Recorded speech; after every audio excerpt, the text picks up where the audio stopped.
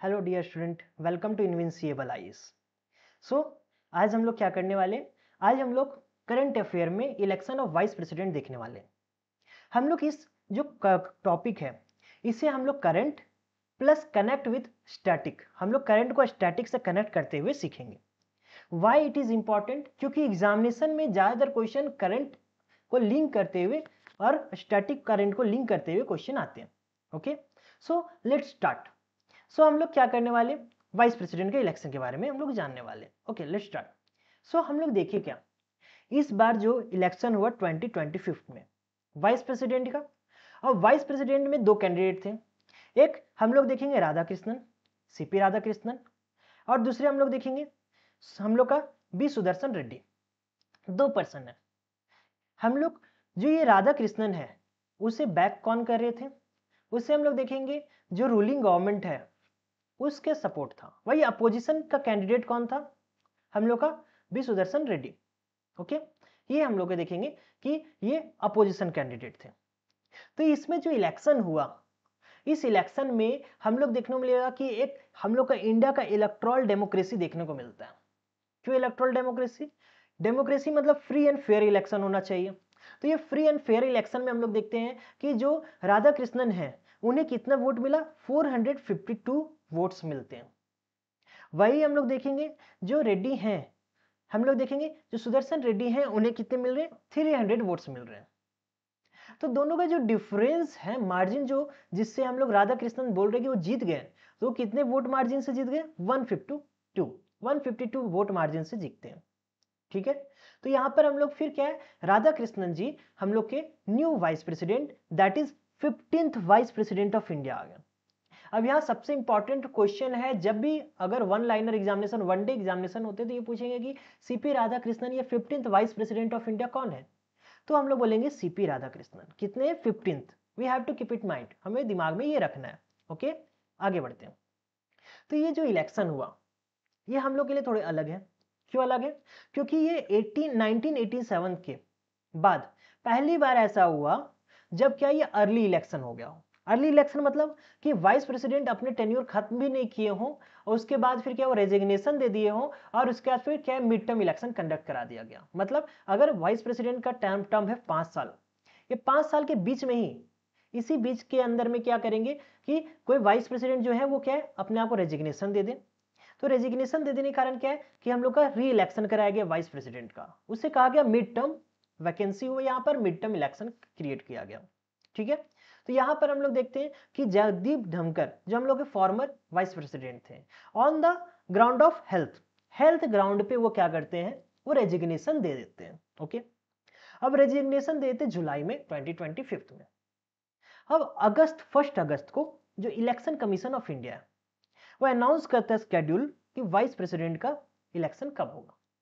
तो यहां से एक और पॉइंट हम लोगों को याद रखना है कि who conduct the election of vice president. So we can say that election commission of India conduct the election of vice president. Okay, अब फिर 9 सितंबर को 2025 में हम लोग देखते हैं वोटिंग होता है, जहां पर हम लोग देखेंगे कि वहां पर विक्टोरियस न्यू हम लोग के 15th वाइस प्रेसिडेंट हम लोग को मिलते हैं।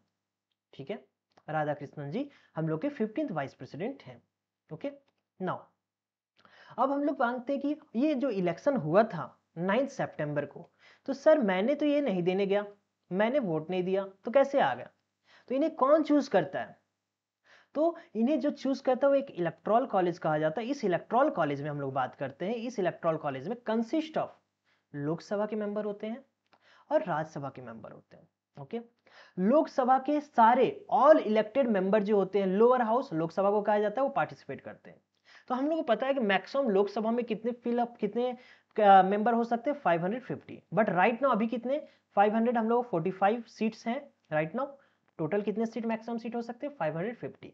राइट नाउ अभी कितने सीट है हम लोग, 545। अभी 545 में हम लोग देखते हैं क्या, 543 are elected and 2 are nominated. अब ये हम लोग के क्या है कि हम लोग के अमेंडमेंट एक्ट करके ये जो 2 नॉमिनेटेड है उसे हटा दिया गया। ये किसके लिए अलग हम लोग का नॉमिनेट किया जाता था, एंग्लो इंडियन के लिए। ठीक है, ये एंग्लो इंडियन के लिए हम लोग का नॉमिनेट किया जाता था, बट इसे हटा दिया गया। और अब क्या है, 543 मेंबर्स है are there in Lok Sabha. Okay, what about the Rajya Sabha? अगर हमें राज्यसभा के बारे में जानना है तो राज्यसभा के बारे में जानना है तो राज्यसभा में क्या होता है, यहाँ पर दोनों elected as well as nominated both candidate can vote. Lok Sabha में क्वेश्चन यहां से ट्विस्ट कर सकता है कि लोकसभा में इलेक्टेड एंड नॉमिनेटेड दोनों वोट कर सकते हैं, नहीं, only elected member can vote, okay. But what about the Rajya Sabha? Rajya Sabha में elected as well as nominated both can vote. Rajya Sabha में टोटल 250 मैक्सिमम सीट हो सकते हैं। अब ये मैक्सिमम में राइट नाउ अभी कितने हैं? 245। अब ये 245 में हम लोग देखते हैं 200, ठीक है। हम लोग यहाँ पर 12 सीट आर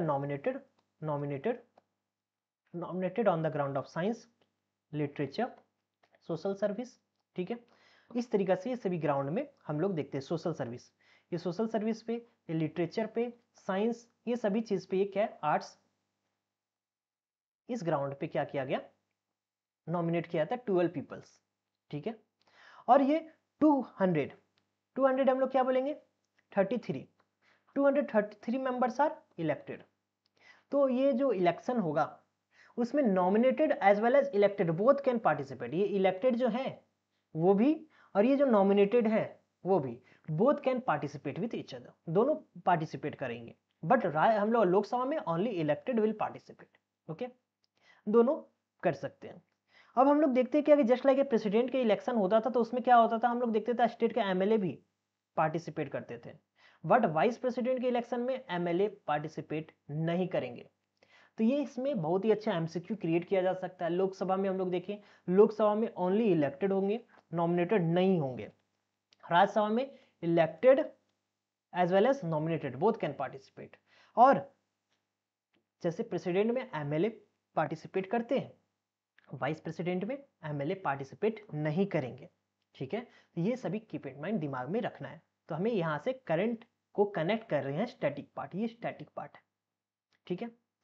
अब वोटिंग क्या होगा, तो ये सभी पॉइंट याद रखो, ठीक है। For SSC student only keep it in the mind, ये पॉइंट याद रखो, ठीक है। तो ये क्या है, सीक्रेट बैलेट होगा, मतलब किसी को बताया नहीं जाएगा, कोई अपने, यानी जैसे क्या होता है, पार्टी कोई विप इशू नहीं करेगा। विप इशू करना मतलब क्या होता है, पार्टी अपने कैंडिडेट, अपने जैसे मान लो क्या कि इंडियन नेशनल कांग्रेस है, तो अपने कैंडिडेट को ये नहीं बोलेगा क्या कि हम लोग क्या है कि सुदर्शन रेड्डी को ही वोट देना है, नहीं कह सकता। Whip, they can't issue the whip, ठीक है। वही बीजेपी, अगर वो हम लोग बोले क्या राधा कृष्णन के बारे में वोटिंग किया जा रहा है, बीजेपी अगर सपोर्ट कर रहे हैं राधा कृष्णन को, तो ये नहीं कह सकता कि सारे अपने जो कैंडिडेट है कि तुम राधा कृष्णन को ही वोटिंग दोगे, ठीक है। यहाँ विप इशू नहीं हो सकता, ठीक है।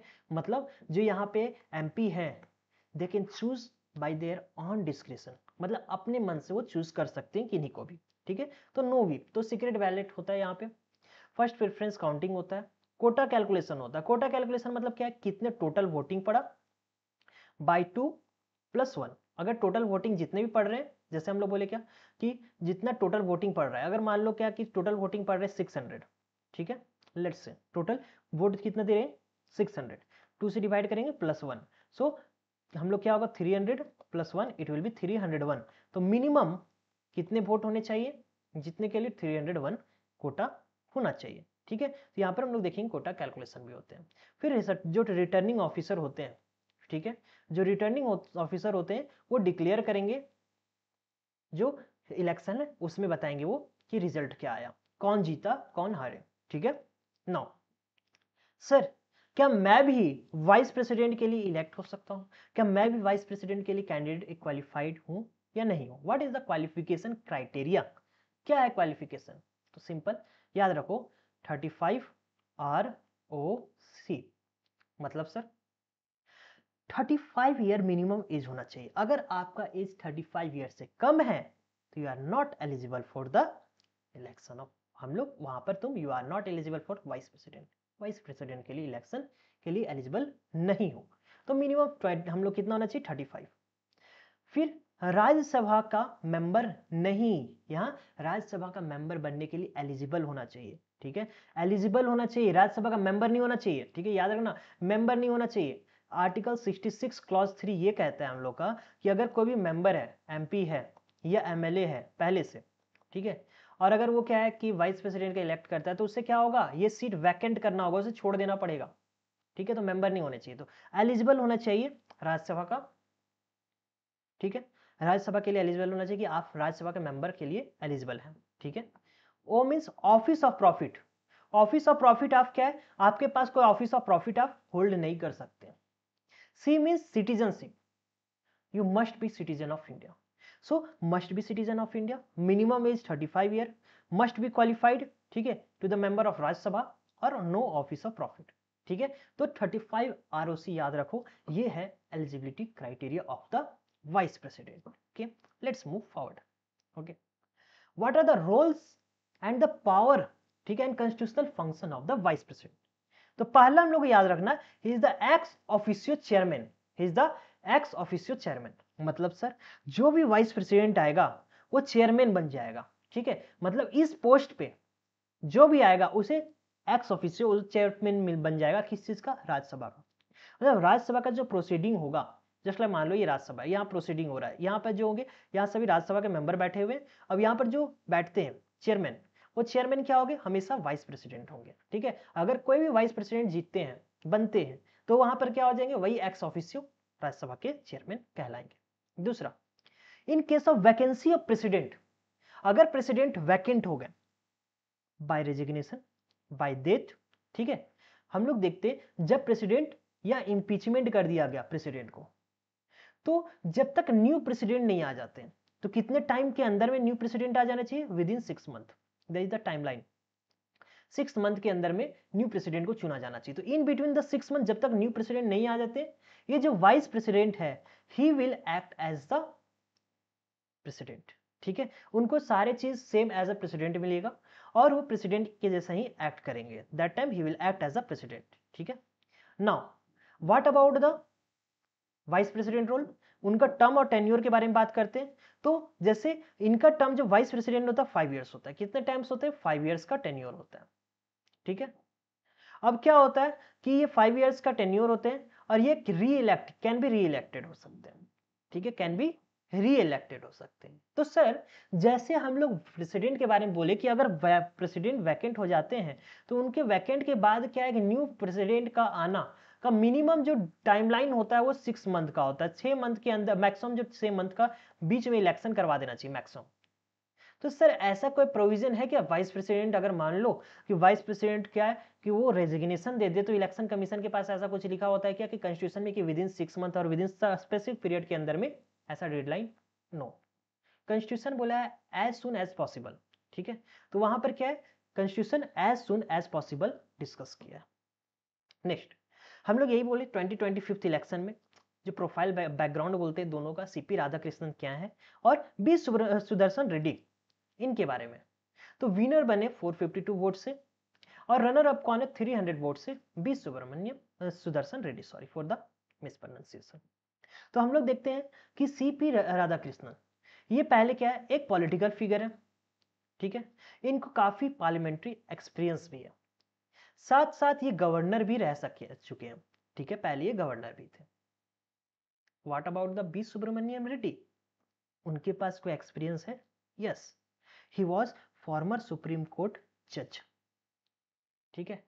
वो अपने टाइम में बहुत सारे अच्छे अच्छे जजमेंट दिए हुए हैं जो इंडियन जुडिशरी के लिए बहुत ही नोटेबल और बहुत ही इंपॉर्टेंट है। और ये अपोजिशन के थ्रू इनको लाया गया था, मतलब इनको बैकअप किया गया, बैक्ट किया गया। वही हम लोग बोले बी, हम लोग सीपी राधाकृष्णन को जो रूलिंग गवर्नमेंट है उसके द्वारा सपोर्ट किया गया, एनडीए के द्वारा सपोर्ट किया गया, वही एनडीए,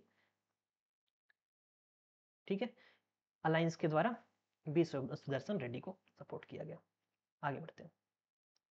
जब वोटिंग हुआ 98% टर्नआउट हुआ, मतलब 767 वोट हुआ आउट ऑफ टोटल सीट कितना 781 सीट्स, ठीक है। टोटल कितना 781 में से 767 पार्टिसिपेट किए, उसमें से 15 कोई का वोटिंग इनवैलिड हो गया, ठीक है, टेक्निकल रीजन। अब क्या कितने मार्जिन से जीते 152, एज आई एक्सप्लेन्ड अर्लियर, मैंने पहले ही बताया था कि ये 152 मार्जिन से जीत गया।